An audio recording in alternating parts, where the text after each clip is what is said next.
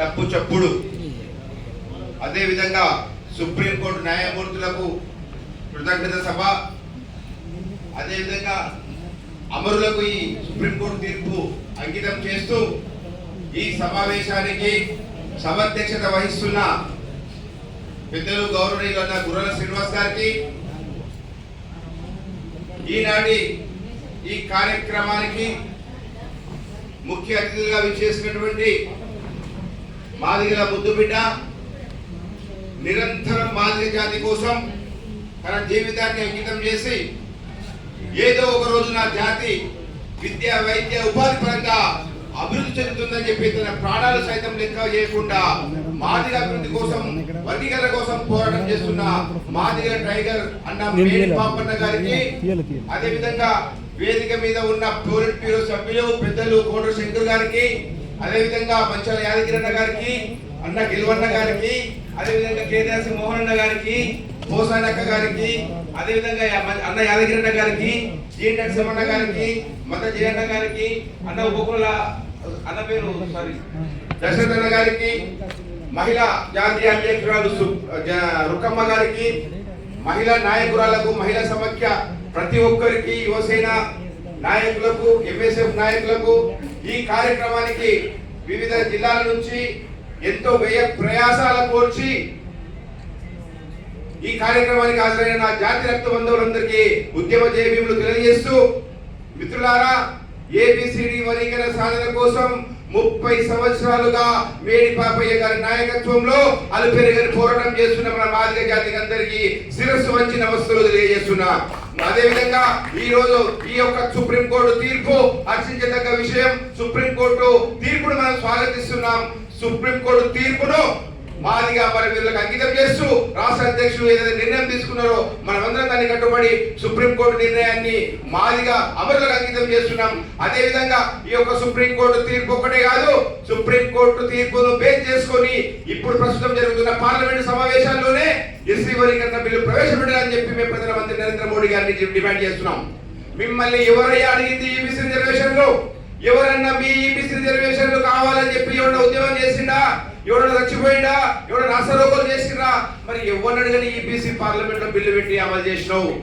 అదే విధంగా కాశ్మీర్ సమస్యకు పార్లమెంట్ లో ఆమోదం తెలిపి పరిష్కరించినావు.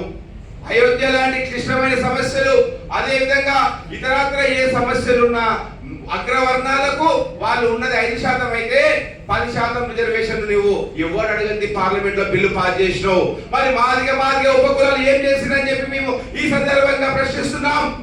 मोदी जी, आप कई को बोले ये बात 214 इलेक्शन में ఏబిసిడి వర్గీకరణ చట్టబద్ధత కల్పిస్తారని చెప్పి ప్రమాణం చేసినావు. మరి నీవు ఇచ్చిన మాట ఎక్కడ పోయింది? మాదిగలంటే నీకు అంత చిన్న చూపా? ఈ దేశంలో ఓటు శాతం అధికంగా వేసేది మాదిగ ఉపకులాలు.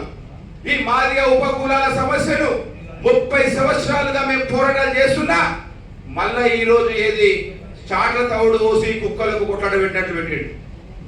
దీన్ని మనమందరం గట్టిగా మరో ఉద్యమానికి పాపన్న నాయకత్వంలో మరో ఉద్యమానికి సిద్ధం కావాలని చెప్పి ఈ సందర్భంగా మా జాతి ప్రజలకు పిలుపునిస్తున్నాం. ఎంతైతే మేమున్నామో జనాభా తమాషా ప్రకారం మేమెంతమందిమో మాకంత వాటా ఇవ్వాల్సిందే, ఇది మా హక్కు అని చెప్పి మన ప్రధానమంత్రి నరేంద్ర మోడీ గారి పైన మరొక తిరుగుబాటు చేయక తప్పదని చెప్పి ఈ సందర్భంగా తెలియజేస్తున్నాం. ఎస్సీ వర్గీకరణ విషయాన్ని ఇన్ని సంవత్సరాలుగా డీలే చేస్తున్నారంటే మాదిగలపై వాళ్ళకు చిత్తశుద్ధి లేదు. ఈ పార్లమెంట్ లో బీజేపీ బిల్లు పెట్టదని అందరం భావించినాం, కానీ రాష్ట్రాలకు అధికారం ఇచ్చి చేయి దొరుకుతున్నది. బలమైన రాష్ట్రాల్లో మాదిగ ఉపకులాలు ఎక్కువ ఉన్న రాష్ట్రాల్లో ఆ రాష్ట్ర ముఖ్యమంత్రులు భయపడి చేస్తారు. కానీ ఎక్కడైతే బలహీనంగా ఉన్నాయో రాష్ట్రాలు అక్కడ వర్గీకరణ జరగకపోవడం వల్ల మన జాతికి తీవ్ర నష్టం జరుగుతుంది. కాబట్టి ఖచ్చితంగా ప్రస్తుతం జరుగుతున్న పార్లమెంట్ సెషన్ లోనే ఎస్సీ వర్గీకరణ బిల్లు పెట్టి చట్టబద్ధత కల్పించాలని చెప్పి మోడీ ప్రభుత్వాన్ని ఈ సందర్భంగా మేము ఈ వేదిక ద్వారా డిమాండ్ చేస్తున్నాం. మీరు ఖచ్చితంగా పార్లమెంట్ లో బిల్లు పెట్టకపోతే మీ బీజేపీ ప్రభుత్వం పైన, మీ లోకల్ ఎంపీల పైన, ఎమ్మెల్యేల పైన మాదిగ దండోరా ఇంటి ముందు చావుడప్పు కొట్టక తప్పదని చెప్పి ఈ సందర్భంగా తెలియజేస్తున్నాం. ఎందుకంటే ఒక తరము, ఒక పిల్లలు మా తరం ముందు తరం పోరాటం, మా తరం పోరాటమే మా భవిష్యత్తులో పోరాటం చేయాలన్నా, మేము భవిష్యత్తులో విద్యా ఉపాధి వివిధ రంగాల్లో మేము బాగుపడొద్దా, మేము రాజకీయంగా ఎదగొద్దా, ఉన్నతంగా చదువుతా, డాక్టర్లు కావద్దా, ఇంజనీర్లు కావద్దా, మేము ఎప్పుడు మీకు సేవకులనే ఉండాలా, మీకు బానిసలుగానే ఉండాలని చెప్పి ఈ సందర్భంగా మనవాద బీజేపీ ప్రభుత్వాన్ని ప్రశ్నిస్తూ బాబాసాహెబ్ అంబేద్కర్ ఏదైతే రాసిండో ఆ రాజ్యాంగం ప్రకారం మాకు వచ్చే హక్కులు మాకు కల్పించాలని చెప్పి మేము డిమాండ్ చేస్తూ ఈ అవకాశం ఇచ్చిన పెద్దలు గౌరవనీయులు సభాధ్యక్షులు గుర్రాల శ్రీనన్న గారికి ధన్యవాదాలు తెలియజేస్తూ జై మాదిగా.